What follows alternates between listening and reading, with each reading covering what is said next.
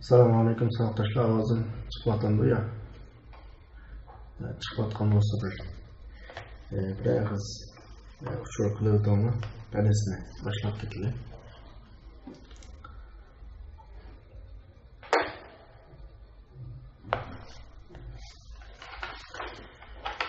Unda olsa biz darsni boshlashning oldida qisqagina bir yo'qlama qilib o'taylik.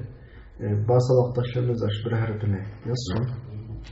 Abdulaziz izden, Abdurrazzaq, Abdussalam Khalil, Adil Zirek, Mutqallib Musa, Musacan Hasan, Abide, Ayşe İslam, Amine Muhammed Emin, Dilnur, Havanisa, Hurşide, Mehriban, Nuriman, Raziye Muhammed, Reyhangul, Safiye, Sevnaz, Süreyya, Süzük, Zühre, Suliman Tuhti, Teslime, Amine, Melike, Ali İmen, Musfire Tuhti, Selman, Alican, Kerime, Ruşengul, Amangul.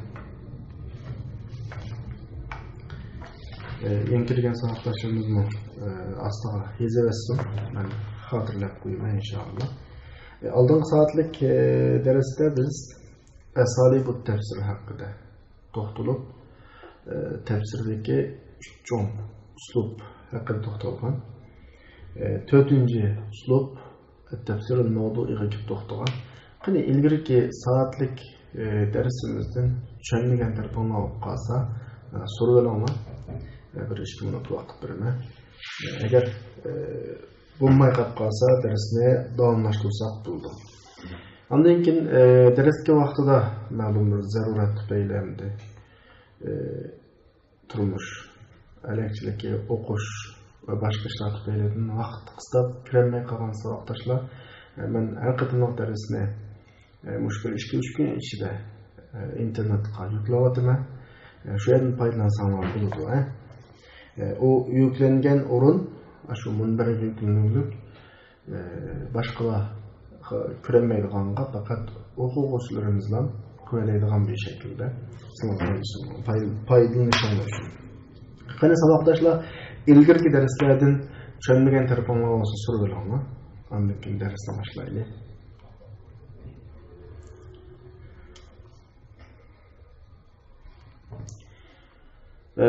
Ahvoldan qaraganda savol yo'q o'xshaydi. Unda biz darsni boshlaylik. أعوذ بالله من الشيطان الرجيم بسم الله الرحمن الرحيم الحمد لله والصلاة والسلام على رسول الله وعلى آله وصحبه ومن والاه أما بعد. Hürmetli sabahdaşlar, biz ilgirki saatlik dersimizde tefsir tahlili hakkında toxtaldık, tefsir icmali hakkında toxtaldık ve tefsir muqarin hakkında toxtaldık. Bugünkü dersimiz tefsir uslublarınınki tötüncesi tefsir el-mevdu'i, yani tema asasıda yazılgan, kılıngan nemo tefsir. Bu uslubninki ismidullah çıkıp duruptu. Tefsir el-mevdu'i, tema karakterlik tefsir deyen gepte. Biz ilgirki uslublarda neyle tefsir tahlili olsun, ya ki tefsir icmali olsun, ya ki tefsir muqarın olsun, köp hallada tefsirininki tertibi biz növet okuyatkan Kur'an'ın, yani mushafның tertibi boyunca buladı. Mesela Sur Fatiha'dan başlaydı. Ondan keyin Sur Baqara, Al-İmran, Sur Nisa degandek mush şekilde buludu sur noktasıdın. An surunun içine kirgen vaqtda Kur'an'daki şu ayet tertibi boyunca tefsir kılıdı. Birinci ayet, ikinci ayet, üçüncü ayet degandek ma şekilde tefsir kılıdı. İlgirki uslublar, meyli onun şekilleri de qanday farq olsun, şu şekilde buludu. Ama tefsir mevdu'i, tema karakterlik tefsir degenge qaraganda o'zimiz bir o'ylanib boqaylik. Tema karakterlik degan nima degan gap? Kur'an'ı bir taraftan kılsa tema karakterlik bo'lmaydi bu. Belki avval bir temini to'xtatib oladi. Agar kenkularni qilmoqchi bo'lsa, oldi bilan ma gapni deb qo'yay. Qur'ondagi bütün temalarni avval bir sanab chiqadi. Agar qila olsa, lekin bu bek ehtimoldan yiroq. Qur'ondagi bütün temalarni sanab bilish mumkin emas. Şoňaşka awal bir mufassir, qılmakçı bolgan mufassir özü bir tema tanlaydı. Belki Kur'an'ın hemmisini tanışı mümkün, yoki ma'lum sürüni asaslı tanışı mümkün, bir tema tanlaydı. Şu temaga münasibetlik ayetlerini özünün uslubuga göre, mangan manhejiga göre, ya Kur'an'ın 114 sürünün hemmisinden aktarıp izleydi, yoki ma'lum bir sürüni asas turup izleydi ve münasibetlik ayetlerini toplap, şu ayetlerini özara bir-birisiga bağlap turup tefsir qilib, heliqi temini yuritudu, bir kitap tutib chiqadi, buni biz temiliq tefsir deymiz. Temiliq tefsirlerde köp hallarda sabaqdaşlar. 30 parı Kur'an'ni 114 sürünün hemmini tefsir qilgan ahval asasen yok diyerlik. İlla ki yakınki zamanlardan biri neşriden çıkan At-Tefsirul Mevdu'i Lisuvar Al-Qur'an-ı Kerim diyen bir tefsir var. Bu hazır sildimi belki buluşu mümkün. Bizdimi ba, kitap halladımı ba. Yani Şarika, Camiat-ı Şarika'dan bir 10 netçi doktor, 20 yakın doktor o deyim ben. Neçe yıl vakitini sarf kılış arkalık bu tefsirini tüzüp çıktı ve güzel tefsir sizlerge tavsiye kılma. Şu bir Kur'an'ı baştan ahire temi şekilde kılgan tefsir hesaplansı gerek. Ondan başka temilik tefsir 30 parının hemmini kıpılaş asasen mümkün emas. Şu başka temilik tefsir kılganlar köp hallarda bir tema ya ki iki tema ya üç tema. Mesela bugünkü zamanda qaysi mesele kızık temalar ortaya çıkan bolsa mesela şu temini Kur'an ayetleri sayısı aslında ya Kur'an ayetlerinin içinden yurtumen de ortaya çıkadı bir mufassir. Mesela ayollar meselesi cemiyette kızık temaga aylanıp ayollarning haq huquqi o'tirg'i chiqqan vaqtida to'xtab turib Qur'onda ayollarga munosabatlik nimalar bor deb lan al-mar'atu fil Qur'on deb temidan birini qo'yadi. Qur'ondagi bütün oyatlarning ichidan izlaysiz, uni izlaydi. Bo'lmasa, masalan, sura Nisa yoki sura Taloq degan suralarni ayollar markazlik qilgangan suralarni asos qilib turib, ya Qur'onning hammadan yoki ma'lum bir sura doiradan buni bahs qiladi. Bu bir tefsir oldu, bir tema. Yoki mesela men maxsus Qur'ondagi payg'ambar qissalari, Qisasul Anbiya fil Qur'on. Qur'ondagi sopla payg'ambar qissalari. Ne asas qilib turib bir kitob yozadi, buning ismi Tafsirul Mavdu'i. El-Cihad fil Qur'on. Qur'ondagi jihadga munosabatli bütün oyatlarni to'playdi ve bunu birisi bilan maslashtirib bağlap turup, izahlap, cihatni yurtup çıkırdı, tugaydı. Muşnun okşan mesela. Mesela köpünce alimler bu xil şekildeki tefsirini biraz Kur'an'ın dairesini kengaytip, hadislerge mi kengaytip, lekin mahsus Kur'an'dan timini tallap, şu timi etrafıda timiden çıkıp ketmeyi, münasibetlik ayetlerini toplap turup, yurtudu şu timini, bunu tefsir mavduinin qatarında bu xil şekildeki tefsirler paç şekilde buludu. Mesela 200 bet, 300 bet, 400 bet bir tema yoki iki temani asas qiladi. Lekin Qur'onni boshdan oxir qiladigan ish olmaydi. Qur'on ichidagi bütün temalarni qilib bo'lish mumkin emas, chunki Qur'on ichidagi temalar eng yuqori sanalgan vaqtda 360 yaqin temalar sanalgan.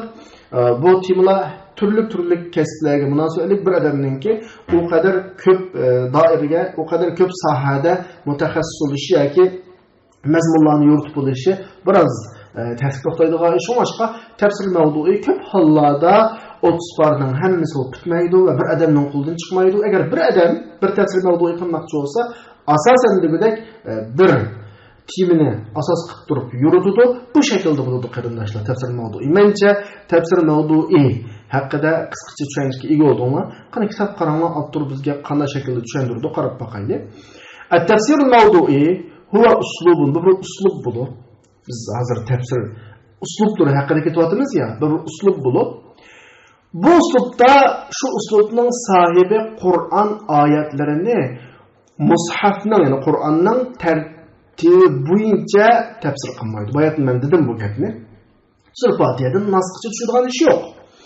balki bir tema haqida so'zlaydigan Qur'on oyatlarini to'playdi-da, shuni tafsir qiladi. Ma shaklda bo'ladi qarindoshlar, bu tafsirning uslubi. Shunlashqa tafsir mavdu'i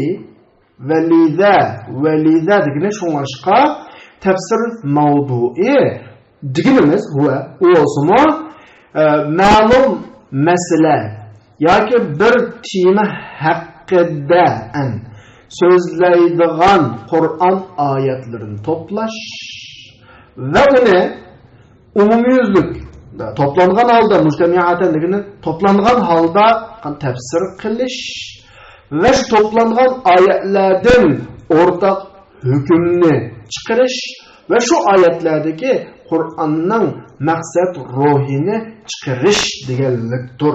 Buni men bayatdim darsning oldidagi qisqacha tushunishda sizlarga qanaq bo'ldim, so'zlab bo'ldim buni qarindoshlar. Ba'zilar tarafidan deyilindi tafsir mavdu'i haqida. Tafsir mavdu'iga shunday bir panki bir sura ichidan hilol degan jarayondan orliqdan ichidan yoki ko'p sura ichidan Qur'onning maqsadiga asosan masalalarni o'z ichiga oladigan fan deydi. Bu shakl jihatda boshqacha bir izohlagandek turadi, ammo bizning demoqchi bo'lgan gapimiz shu. Ya bir surani asos qiladi, ya ko'p surani asos qiladi, Qur'onning hammani asos qiladi. Agar u masala ma'lum bir suraga yig'ilib qolgan masala bo'lib qolsa, ashayni asos qilsa bo'ladi. Qur'onning hamma yerida o masalaga munosabatlik oyatlar bo'lib qolsa, Qur'onning hammani asos qilsa bo'ladi. Ish qilib Qur'on bir masala haqida nima deydi degan asos qilib turib, shu temani Qur'on bo'yicha yuritgan bo'lsa, shu tafsir mavdu'i bo'lib hisoblanadi. Endi tafsir mavdu'i qachon paydo bo'lgansa, tafsir mavdu'i islomning dastlabki davrlaridan paydo bo'lgan. Masalan, faqatki bir tafsir shaklidagi. Masalan, bu qaysi davrda paydo bo'lgan? Payg'ambarlik dastlabki davrlardan paydo bo'lgan. Bugun kunimizga qadar davom qilyapti. Lekin payg'ambarlik dastlabki davri degandan keyin bizda turas kitoblarimizda axturimiz. Rasululloh zamonasida Rasululloh tafsir mavdu'i deganmi, sahobalar tafsir mavdu'i deganmi, tabiinlar tafsir mavdu'i deganmi? Yo'q. Lekin tafsir mavdu'i atalg'usi va uni bu uslubdagi tafsirga qo'llanish faqat 14-asrda maydonga chiqdi. Ya'ni yaqinqi shu o'tgan 100 yillarda demakchi, boshqa gap yo'q alayda. Va biz tafsir mavduini salaflarning qishida turli suratlarda topa olamiz degan gap o'z vaqtida, o'z zamonida turas kitoblardan aqtarsak, tafsir mavdu'i tuvandagidek bir necha xil nom bilan atilgan. Masalan, ba'zilar buni nima deb atag'anlar? Tafsirul Qur'on bil Qur'on. Qur'onni Qur'on bilan tafsir qilish. Qur'on bilan tafsir qilish degan nima degan gap desa savoqdoshlar. Yine Qur'ondagi bir mazmunga munosabatlik oyatlarni shu mazmunga munosabatlik boshqa oyatlar bilan tafsir qilish degan gap. Yine buni yeni bir tarafdan qarasak, biz bayonlagan tafsir mavdu'i shu. Ya'ni bir temaga munosabatlik oyatlarni yig'ib to'plab tafsir qilish degan gap. Ya'ni chunki bir tema haqida so'zlayotgan Qur'on oyatlarini to'plash va u oyatlarning ba'zini bilan tafsir qilish tafsir mavdu'ining darajalaridan eng yuksak, eng yuqori qatlam bo'ladi va natijasi eng buyuk bo'ladi va fazilat jihatda eng ko'p bo'ladi. Buningki bu xil uslubga kishilarning eng burun bag'ini kim bo'lsa Rasululloh sallallohu alayhi vasallam. Masalan, Rasululloh sahobalarga Qur'on bilan tafsir qilib berdi. Buni misoldan ko'ramiz, savoldoshlar. Masalan, Buxoriy rahimahulloh Rasulullahninki va indahu mafatihul g'ayb la ya'lamuha illa huwa degan so'zdagi Allohninki. Mafatihul g'ayb degan so'zni nima bilan tafsir qilgan desa, mafatihul g'ayb 5 deb bo'lib, ma'ayatni o'qiganda innalloha indahu ilmus sa'a bu bir ilmus sa'a qiyomatning masalasi haqidagi ma'lumot Allohning qishda bu bir g'aybni ochqichi va yunazzilul g'ays yomg'irni Alloh tushiradi bu 2 va ya'lamu ma fil arham ayol kishi tug'digan bolaninki, ya'ni tug'digan bola degani qo'saqqa paydo bo'lgan bola demakchi emas. Masalan, bir bola bo'ldi masalan, Toğudu mesela. Bir adam uğal tuğamda, kız tuğamda bunun için uxmaydı. Allah bilirdi. Ta qosaqlı türlü insanlar onu körgenge kadar bunu hiç kim bilmeydi mesela. Bu 3. Dördüncüsü ayeti nemiş kılıdı hiç kim uxmaydı. Bu 4. Andın ki ama tedri nefsun bi ayyardın tamam. Her qanday bir adam ne duyuldu? Bu 5. Demek 5 tane gaybni açıqçı var. Ma ayette tilgınılan 5 türlük ahval, aldıdaki ayette tilgınılan ve indahu mafatihul gaybdeki mafatihul gayb şu deb Rasulullah ayetler tefsir qilgan. Endi aşu ve edrake zalika as-sahaba. Şu ahvalni sahaba radıyallahu anhumlarni bilib yetgan, idrak qilib yetgan. Masalan bular o'xshash oyatlarni to'playdi. O'xshash oyatlarni to'playdi va shu oyatlarning ba'zi bilan qanday tafsir qiladi. Agar bularga oyatlarni tafsir qilish qiyin kelib qolsa, ya'ni oyatlarni o'zaro moslashtirilmasa, Rasulullohga murojaat qiladi. Rasululloh ularga bayon qiladi. Bu o'z vaqtidagi sahobalarning davridagi tafsir mavduininki shakli. Ikkinchi shakli tafsir oyat ahkamlarni tafsir qilish. Bu keyingi mushu fiqh taraqqiy qilgan davrida favqulodda avj olgan shakl. Masalan, ilgirki mufassirlardan bir buluklari fiqh ahkam oyatlarini izqo'qlashga yuzlandi. Qur'oni Karimdagi boshqa yersiz degan faqat Qur'ondan izladi. Ve şu ayetlerin muş uslub boyunca tefsir kıldı. Bu eserlerden en danlık eser öz vaxtıda birisi İmam Qurtubi'ninki El-Cami' li Ahkamil Kur'an degan kitabı. Bu bir kitap, növbette fiqh kitap qatarida muamillik kılındı. Lekin fiqhini sap Kur'an'dan aladı. Bu noktadan biz bunu tefsir mavdu'i diyelayimiz. Yani ki Maliki mezhebke vekillik kıldı bu deyman. Hatalaşmasam. İkincisi Ahkamul Kur'an lil Jassas. Yani Kur'an ayetleri dolan fıkıh hükmünü aladı. Yani Hanefi mezhebininki damat kitaplarından birisi.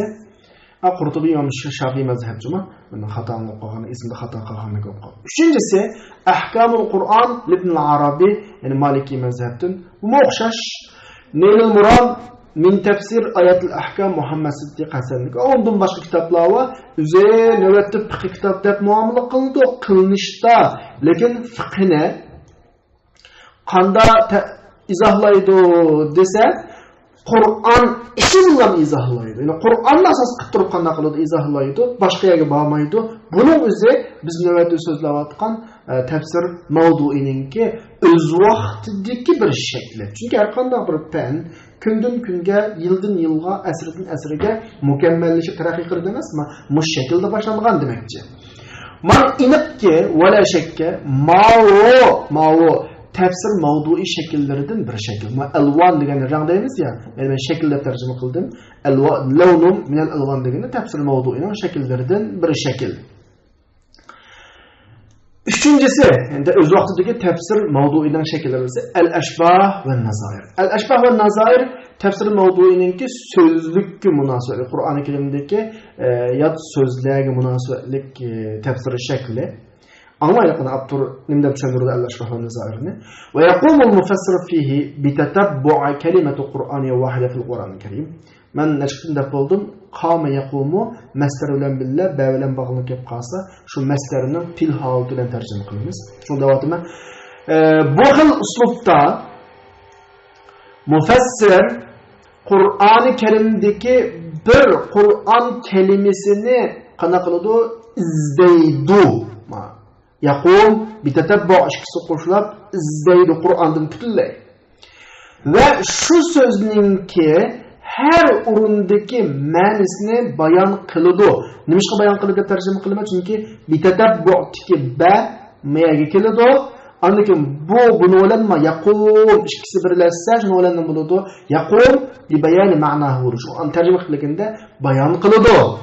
Ve min themme şu yerden, şu noktadan Kur'an-ı Kerim'ninki şu sözlü olan istimalatı kullanışı ve şu sözününki okşumagan dalaletleri tunuydu. Yakum bi ma'rifeti degeni şunda qanak çıkıdı, tunup çıkıdı yoki bilip çıkıdı. Mesela bu şekilde yazılgan ayet tefsirler var mı dese tabii var.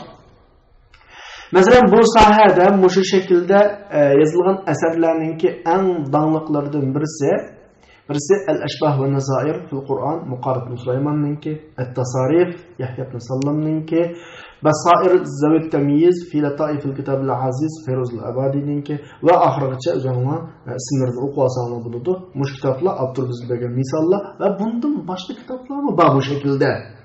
Abdur dedi ki وَالْغَالِبُ عَلَى هَذَا اللَّوْنِ مِنَ التَّفْسِيرِ Mahıl şekildeki mi? Üçüncüsü ya. Seleplerdeki tefsir mevdu'indeki isminin oldu ya. El-Eşbah ve Nezar oldu ya. Muşıkıl şekildeki tefsir mevdu'ida ala هَذَا اللَّوْنِ مِنَ التَّفْسِرِ degine muşıkıl şekildeki tefsirdeki köp ehval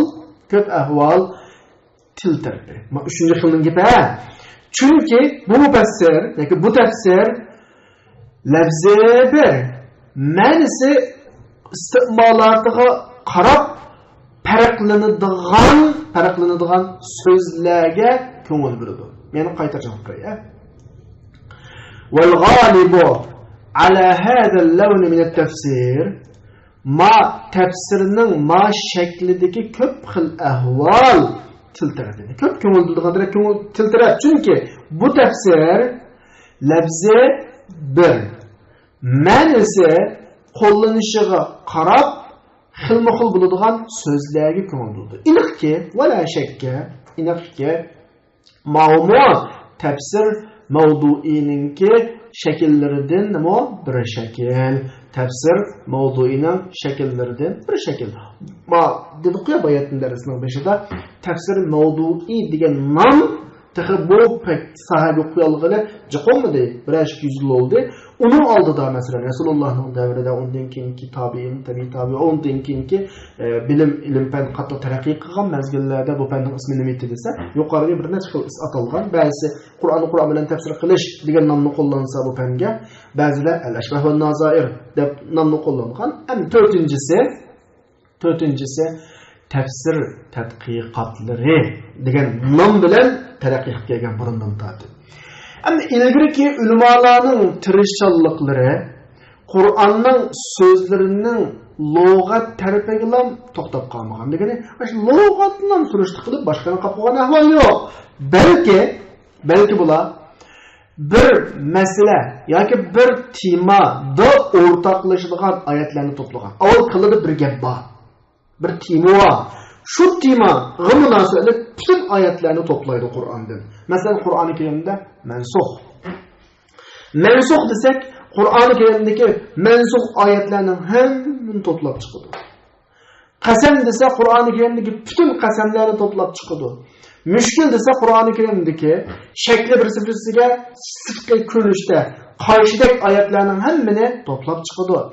Emsal desek Kur'an-ı Kerim mesel bilen teşbih bilen bayan qilgan yeri bor. Daraballohu masalan kalimatan tayyibatan degan o'xshash tilkal amsal nadribuha lin-nas Qur'oni Karimda xili zo'r salmoqni yollaydi amsallar. Mushu xil amsallarni bir yerga to'plab va undan boshqa ishqi bir temadan birini tanlaydi. Va mushu temaga munosiblik oyatlarni fajma'uha bir yerga to'playdi. Ondan keyin bu oyatlarni maqsadlik taraf tefsir qildi. Tanavvela ko'p ma'nilik bil, meyada tefsir qildi deb tushunsak qana oldu. Bo'ladi tamamen. Zodi Qur'oni Kerim, mesela Qur'oni Kerimda tog' bilan qasam qilinibdi, osmon bilan qasam qilinibdi, dengiz bilan qasam qilinibdi. Zodi Qur'onning bu narsalar bilan qasam qilib bizga nima ifodalaymoqchi? Degan nuqtadan masalan, Qur'oni Kerimdagi huruful muqatta, alif lam mim, alif lam ra, kaf ha ya ayn sad yasin taha Qur'oni Kerimdagi bu xil harflar nimani ifodalaydi? Bu bir tafsir mavdu'ining bir shakli. Qur'oni Kerim ko'p hollarda misol keltiradi. Baq egalarini misol keltiradi, uni misol keltiradi, buni misol. Bu ahvolni ahvol deydi. Qur'oni Kerim turib Fir'avnning masalalarini so'zlaydi. Ilgirki ummatning masalasi qissa, daflam akaplam qissani deydi. Mushunga o'xshash masala savoqlashlar. Bular deydi, fajama'ul ayatun nasiha. Nasih oyatlarning hammasini toplaydi, mansukh oyatlarning hammasini toplaydi. Ko'rinishda o'ttirda zidlik badek ko'ringan oyatlarni toplaydi. Oyatlarning ichidan masal yo'lida ketganlarini, masal degan gap, bunda tamsil, o'xshatish yo'lida kelganlarini buni to'playdi. Va Qur'oni Karimdagi Qur'on oyatlarining ichidan shu Qur'ondagi qasam bo'lganlarini qana qilib to'playdi va undan boshqa temalarni asos qilib to'playdi. Masalan, men bu oyatni o'qib dedim ya, al-iqtisod fil Qur'on, an-nikah fil Qur'on, at-talaq fil Qur'on, al-mar'atu fil Qur'on, al-jihad fil Qur'on masalan. Bunga o'xshagan masala. Bununla o'xshash yozilgan asarlar ko'p. Chunki bu Qur'on bizning hayotlik temamiz bo'lgancha, Qur'onda munosabatlik bizning hayotimizga, dinga munosabatlik mazmunlar Qur'onda bo'lgancha, biz eng avval bir narsa Qur'ondan izlaydigan bo'lgancha, bu xil shaklda yozilgan asarlar tabiiy nima bo'ladi, ko'p bo'ladi. Masalan, Abu Ubayda Qosim sallallohu nasih mansukh. Ben bu kitabını mademden buna tezgiriş pek güzel şu savaştaşlar. Şuna kanalda muşu sel qarmağla, muş kitabının ismini olsun tutuverenler, ertegen bir narsa izdindiğan, makale yazdıgan, bahs kıldıgan halop qalsa, sizlerge bek esqatıdır. Mesela İbn Qutaybaninki Ta'vil Mushkilul Qur'an, Mawradininki Amsalul Qur'an, At-Tibyan fi Aqsamul Qur'an, Majazul Qur'an degandek her xil. Meniki Majazul Qur'an degani balagat noktasındaki mecaz emas cuma, mecazni sözlük degandek ma'nosini maqsad qiladi. Va bu orqali va bihada degani bu orqali bizga lana keskin şu oshkor bo'ldi-ki, tafsir mavdu'i garchi buning atalg'usi bu ism bilan atilishi kechikib kelgan bo'lsa-mu, lekin bu ilgirki fanlarning qatoridan va ilgirkilarning fanlarining qatoridan va ularning ijodiyatining qatoridandir. Mencha tushundim savoqdoshlar. Tarjima qilishga boshqa mazmun jihati tiz ketmagandim, tiz ketgan bo'lsam, tiz olib ketdi, astroq desam bo'ladi. Men tiz qilmadim deb o'ylayman endi. Wala shakka iniqki, shak yo'q degan iniqki tafsir mavdu'i da yazılgan eserler yeni zamanda yeni eserde beküpüp ketmişka yeni eserde bizim hal kıldığan meseleler köpeyip sağlıktaşlar. Her xil mesele. Mesela bugün günde ortaya çıkan demokratiyada bir gaplar çıktı mesela şuna ama aramızdan birisi oturup çıkıp to'xtab turamiz demokratiyaga munosabat Qur'onda nima bor? Men nima deplab oturup çıkıp Qur'onni oldiga qo'yib qo'yib Qur'ondan bütün demokratiyaga munosabatlik mesela emruhum şura beynahum innallaha ya'muru bil adli vel ihsan de şunun münasiblik mazmunlar bilan bu nuqtani aytmoqchisi bo'ladi. Bular yangi zamanda iqtisod masalasi o'tirib chiqdi, yangi zamanda yeni bir narsa o'tirib chiqdi, yangi zamanda xaliflik masalasi o'tirib chiqdi va hal qilib bo'lmagandek masala qalbimizda bunda qilib turibdi. O'z vaqtida Imom Azamning davrida o'z zamonining faqihlari zamonasida yuz bergan bütün ishlarning hammani hal qilib qo'yibdi ekan. Hal qilib qig'ir ish yo'q. Kelgüside manda iş olup qalsa bunun hükümavida yüz bermegen meseleler hakkında to'xtalib ekan. Şu mazhabni boshqa mazhabchilarning aytlaydigan bir nuqtasi nima desanglar, farazchi deydi. Faraz degan nima desa, yüz bermegen ishni faraz qilib, munda ish olup qalsa, munda ishning hukmi munda bo'ladi deb bayon qiladi bu. Deb mazhar qilib bir tug'ilmagan to'shqonni tug'dirib, bilni so'ndirib tanıdığı adam bu da mesele kılıdandı. Bu nima zaman öz zamanındaki faqihinin zamanındaki meselelerini hal qilib bo'lganligi. Endi bugungi bizning zamonimiz kelgan vaqtda meseleler buni qalbimizni tog'dak besib turdi. Biz ko'pincha vaqtda meselelerni tahlil qilgan vaqtda qalbimizga kirib olgan bir xato diniy uqum bilan tasavvur qilmizda. Menda nurg'unlar gap so'raydi. Manda qilsa to'g'rimi deb. Men javoban xatomi deb so'rayman. Kallısı şu iş hata dediğim oğluyaklık. Ve bu doğru emasdi deydi. Men deyman ki delil. Ya Kur'an'dan ya hadisden. Ya isimde bir hadis var deydi. Bunu hata deb bergen falan ustazımız. Pukun ilmanın ağzını hata de. Ya bu kadar olmaydı savaştaşlar. Bulutma bu sahada üzerine dini okuğuş deb qaraydiganlar. Bu sahada men ilmi izlemen deb qaraydiganlar. Her qanday bir narsani tafakkur qilishda jamiyatda shakllangan bir havo atmosfera bo'ladi. Jamiyat degan bir kunlarda bir ishni onu kutrab damlab chiqsa, yana bir kunlarda söküp cho'ktiradi. Ashu jamiyat shakllangan shu havo insonga ta'sir qilsa bo'lmaydi. Bular bu ilmiy insonlar. Ilmiy insonlar kallasi faqat dalilga bog'lanish kerak. Delil nerede çökelse, delillen bille qanaqını çökülüş gerek. Cemiyetning ta'siri onun ta'sir qilmaslik kerak. Ham demoqchi o'g'lim shuki, bugungi kunda u qadar masalalar oldimizda olib ketdiki, ko'pincha masalalarga jahonning, jamiyatning ta'siri bilan muomala qilyapmiz, ta'sir bilan hukm qilyapmiz va bu shu bo'yicha taqdiyotimiz gapni. Amaliyotda shu o'zi diniy o'quvchi deb qaraydiganlarning vazifasi Qur'ondan, hadisdan esonli bo'lsin. Biz u davrni o'tib ketdik. Qog'oz, qarsi siyah, arab yozilgan narsaning hammasi biz dil oladigan davrni o'tib ketdik. Bizga avval Qur'on, ondan keyin hadis va shu soat izlangan kishilar. Qur'on hadisdan boshqa har qanday materialga ilmiy material sifatida muomala qilinadi. To'g'risi olamiz, xatosi rad qilamiz, hech qaysimiz hukm qilish huquqi yo'q onlarga. Faqat Qur'on bilan hadis va sahobalar va tabiinlar mush asrlar bizning tanlaydigan asrlarimiz va e'tiborga oladigan asrlarimiz bo'ldi. Islomda shar'iy dalillarning aniq o'rni va Qur'on, hadis, ijmo, qiyos degandek mushloqlar tayinlab turib masalalarimizni biz hal qilishimiz kerakdi. Qur'ondan hal qilish kerak, Qur'ondan bo'lmay qolib qolsa hadisdan hal qilish kerak, undan bo'lmay qolib qolsa ijmo qilish, undan bo'lmay qiyos mushloqlar qilish kerak yani.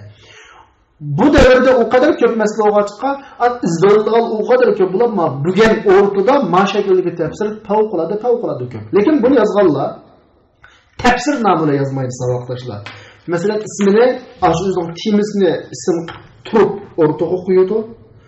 Bizning qarabligida falon haqida nima yozibdi, kitob yozibdi, deblam yozgan kitob deb o'qiymiz uni. Amaliyotda u tafsir, chunki Qur'on asos qilib turib shuni izlangan bo'lsa tafsir bo'ladi. Endi mushu temada bahsi qiluvchilarning xizmatiga, shularga xizmat qilish uchun ko'ngil bilish nega yuzlandi desa, Qur'on oyatlarini to'plash va uni temasi bo'yicha ratlash. Mushakillar. Hozir qasida izlanmoqchi bo'lsanglar, oldinga Qur'on ekansan bo'ladi. Kompyuter programmasi va internetda maxsus bekatlar bor. Qur'onning bütün oyatlarini navbatga bizning oldimizga Qur'on bo'yicha yetlamay, tem bo'yicha o'taqlar.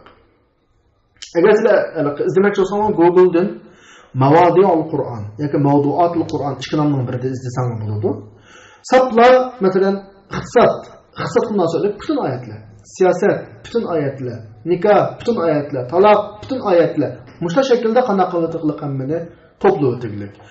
Mushu haqdagi asarlarning eng dangliqlaridan birisi Mustashriqul Faransi Joel Labomning kitobi Tafsil Ayatul Qur'on Kerimda buni 350 temaga bo'lgan. Ammo shuni ishorat qilishimiz kerakki, hozirga qadar birma odam Qur'oni Kerimni to'liq o'z ichiga oladigan temalik tafsirini yozib boqmadi deydimi odam. Madem maktab yozgan vaqtda to'g'ri yozilmoqliq, ammo iboyatmanslik dedim. Shariqaninki universitetdagi 20 necha doktor ustozlar tafsirul mavdu'i Lisvarul Qur'onul Kerim degan nomida 7 tomliq bir chiqqandek esimda, keyin 9 tomliq bir nashrini ko'rganda qildim. Bu shaklda bir tafsirdan birini yozib chiqarib, albatta bizning kitobxonada bor tafsir. Balkim ba'zi o'quvchimizning kallasiga mustashriqligini olib qo'yib deyish mumkin. Men darsimizning dastlab kunlardimi degan islom ilmiy tadqiqotlarini savoqdoshlar. Islom olimlaridan, din egilaridan bakroq mustashriqlar bek tadqiq qilyapti. Qur'onni olib bek tadqiq qilyapti, hadisni bek tadqiq qilyapti. Shunga ko'pincha vaqtda, ba'zi narsalarni ashta mushunlarga bizdan naql qilish to'g'ri keladi, amal yo'q. Demek bu xil tafsirni menimcha biroz qanday qilgan bo'ldik, tushungandek bo'ldik. Endi tafsir mavduininki turlarini ko'rib o'taylik. Tafsir mavdui 3 turga bo'linadi. Birinchisi shakl jihatda, uslub jihatda kelgan gap. Tadqiq qiluvchi Qur'on so'zlaridan bir so'zni izqoqlab izlaydi. Ya'ni Qur'ondagi ma'lum bir so'z kallasga tushadi, kallasga keladi va shuningda mushu so'z yoki til moddalaridan shu so'zning yozilib chiqqan birsi kelgan oyatlarni to'playdi. Ondan keyin shuni tafsir qilib, shu so'zning dalolat mazmunlarini istinbot qilish va Qur'oni Karimningki shu so'zga bo'lgan iste'molotini qana qilish, tadqiq qilish tadqiq qiladi. Yaqum bi tafsiriha ya'ni yaqum keyingi kelgan masdar bilan ash masdarni tarjima qilamiz bu shaklda. Yaqum bi tafsiriha degan shuni tafsir qiladi va uni dalolatlarini istinbot qilib chiqaradi va Qur'oni Karimning shu so'zga bo'lgan iste'molotini istinbot qilib chiqaradi. Endi bu xil shakldagi kitobni agar sizlarga tavsiya qilib qolsa, Qur'oni Karimdagi 4 turmanda uni Uyg'urcha tarjima qildi deyman. Qur'oni Karim 4 turmanda tarjima qildi. Al-Mustalahat al-Arba'a fil Qur'on deydigan bir kitob bor. Abu Hasan ismini aytdim. Mavdudi deb tanliq Pokistonlik tanliq mutafakkirning birisi bor. Masalan, Rob, iloh degandek Rob degan nima, iloh degan nima degandek Qur'ondagi butun roblarni, butun ilohlarni iloh hukmi qanday hukm, Rob hukmi qanday hukm degandek mushu bo'yicha bir tushuntirgan kitob esimda bor. Ashunga o'xshagan kitoblar.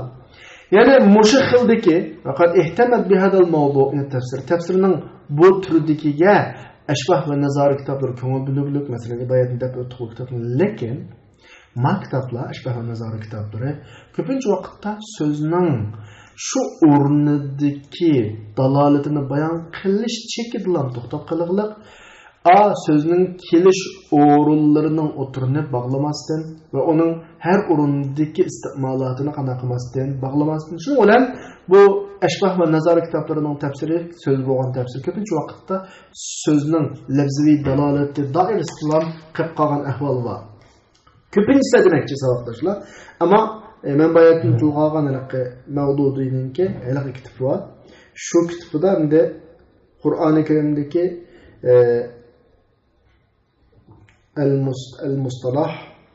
al-mustalahat al-arba'a fil Qur'on Abul A'la al-Mawdudining kitobi, Abul A'la al-Mawdudining kitobi.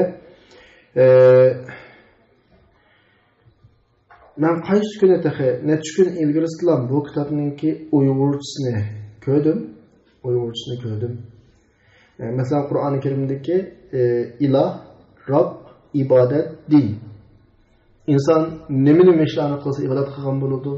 Din degan insonni nega olib Zaten Qur'onda din iborasi kelgan, ibodat iborasi kelgan, iloh iborasi kelgan, Rob iborasi kelgan butun mazmunlarni.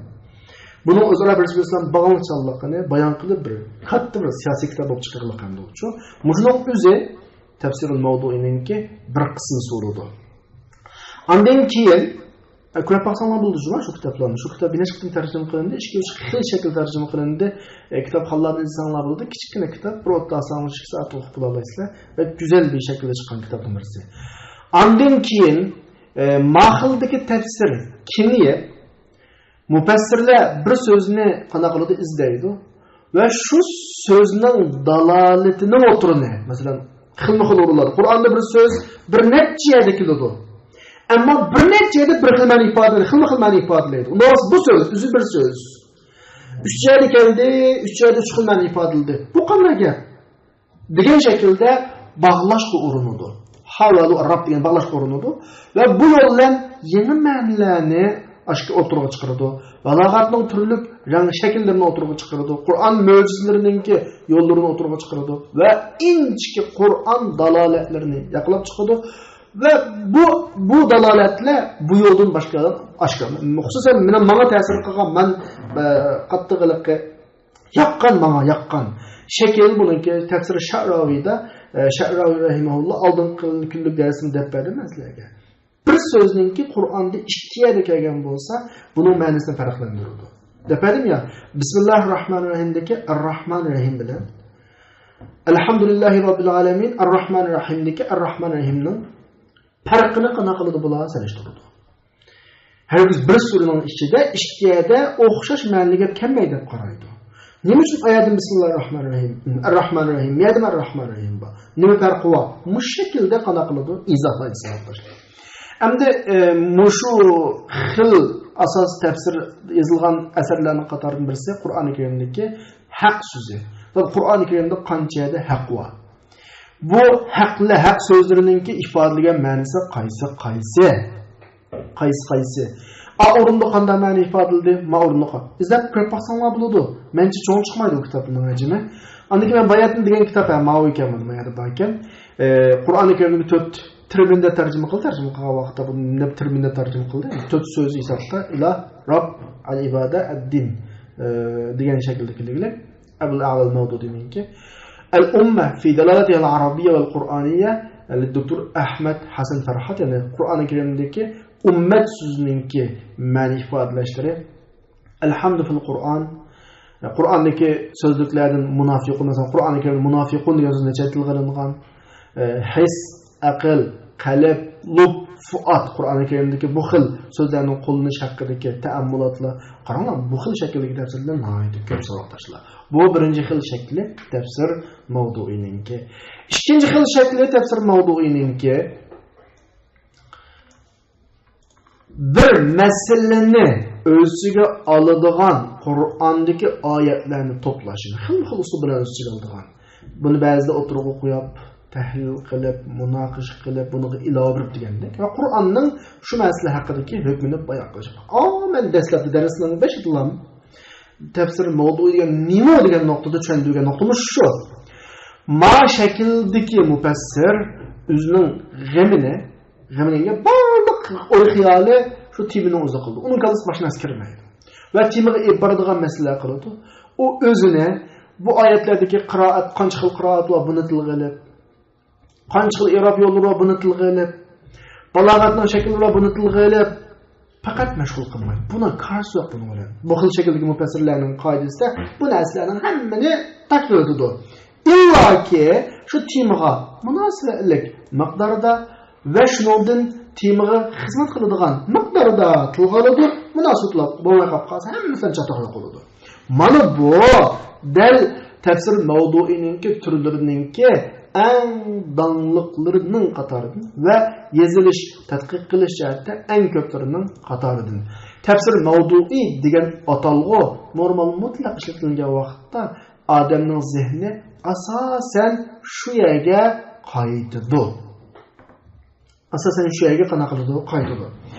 Bu haqda yozilgan asarlar nihoyat ko'p, mayli ilgari olsun, ko'rinsa yoki yangi olsun. Balki masalan Qur'ondagi mo'jizalar, Qur'ondagi nasikh mansuhlar, Qur'onning ahkomlari, Qur'onning amsollari, Qur'ondagi qissalar, Qur'ondagi munozara, Qur'ondagi balog'at, Qur'ondagi qasam va undan boshqa hammasi mahiya bularning hammasi mushkil tafsirning qatoridan savoqlashlar. Ammo yangi davrda mush ilmga yana turlik nimalar temalar qo'shildi. Masalan, ijtimoiy temalar, iqtisodiy temalar, siyosiy temalar va boshqa temalar. Shu temalarning qatoridan birisi Qur'oni Karimdagi jihad oyati, Qur'oni Karimdagi pul, Qur'oni Karimdagi axloq dasturi, Qur'oni Karimdagi kavniy koinot munosabatidagi ilm-fan oyatlari, ilmiy tafsir qilish, Qur'oni Karimda tib, Qur'oni Karimdagi ta'lim tarbiya, undan boshqa nurg'un temalar. Hozir biz hal qilinmagan va hal qilimizda vatgan tirishayotgan nurg'un temalar va hammasi shu Qur'oni Karimdagi tafsir mavduininki bir turi hisoblanadi. Bu ikkinchi xil tafsir mavdui. Uchinchi xil tafsir mavdui savoddoshlar Qur'ondagi bir oyat o'ziga oladigan, bir sura. Bayatni men dedim Qur'onning 30 parning hammasiga gap, ikkinchisi, uchinchisi ashning kichikiltirilgan shakli, ya'ni Qur'ondagi bir sura o'ziga olgan ma'lum bir temani avval bekitish, undan keyin mushu temani shu suraning ichidan, shu suraning lam, vahdaha degan shu suraning ichidan lam qana qilish, tadqiq qilish. Masalan, Zilalul Qur'on mushning qatoridan. Zilalul Qur'on normalda o'zining tafsirida ko'p hollarda ma'lum bir suraga keladi. Suraning ichiga kelib ketganda suraning ichidagi temalarni bir nechaga aylanadi. Bu surada mana tema bor. Shu temaning birinchi ismini qo'yaplam, shunga munosabatli oyatlarni akab tafsir qiladi, shu shakl shu. Matur siz ko'rganingizdek ikkinchi turga yaqin, lekin ma turining doirasi ikkinchi turdan biroz tar. Bayatning ikkinchi tur Qur'onning hamma narsasiga oladi. Ma'u bir suraning ichidan bo'ladi. Ma'lumki Qur'on suralarining har bir suraninki mustaqil bir shaxsiyati va so'ngra bo'lsin Bikaga sura Baqara deb ism qo'ya olmaydi. Bikaga Al-Imron deb ism qo'ya olmaydi. Bikaga sura Nisa deb ism qo'ya olmaydi. Bikaga sura Taloq deb ism qo'ya olmaydi. Va bu suraninki ro'shan bir nishoni bo'lib, shu nishonni izohlash, bayon qilishni maqsad qiladi. Endi suraning o'sha nishonini bilish Del tədqiqatçığa nəhayət inçki mənlərini qanaq bürüdü, eçib bürüdü və nazıq münasibətlərini eçib bürüdü, balağatlik şəkillərini qanaq eçib bürüdü. Əmdə təfsiri del sürünün məqsəd, nişanlarını bayan qilishqa ko'ngil bilib, alayda farqli qo'ygan kishilarning qatoridan birisi Sayyid Qutb rahimahullah. Ya'ni Sayyid Qutb rahimahullah shuni o'ziga shart qilgan, iltizomga shart qilgan yoki shuning uchun mangan degan gap. Her sürünün aldığı, her sürüge bir mukaddime ilgili keltirdi. Avval mukaddimeden birini keltirdi. Bu mukaddimede şu sürünün nişanlarını bayan kılıdı. Ve özünün tefsiride muşu mihver mezmun boyunca manıdı. Manı bu, manı bu onun tefsirige şundak bir şekil görünüş verdi ki siz o şekilini ondan başka tefsirlerde kanaklanmayısınız, tapamayısınız. Zılanın alahidiliki şu arkadaşlar. Bu şekilde yazılgan tefsirlerin katarıdın Tasavvurul Uluhiyye kema tu'arriduhu Surat Al-An'am Dr. İbrahim Keylani'ninki Namazic minel hadaratul Kur'aniye fi Suratul Rum Qadayal Aqida fi Dav'i Surat Qaf Qadayal Mer'a fi Surat Nisa Suratul Vaqi'a ve Menhecuha fil Aqaid qatarlıq muşu tefsirler. Bu şekildeki bir tizkör ötüş arqılıq şu ortaya çıktı ki tefsir mevdu'i tefsir usluplarının en mühimlerinden qatarıdır.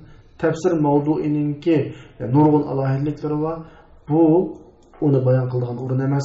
Şuna olan bugünkü dersimiz bir şeyde ahirleşiriz arkadaşlar.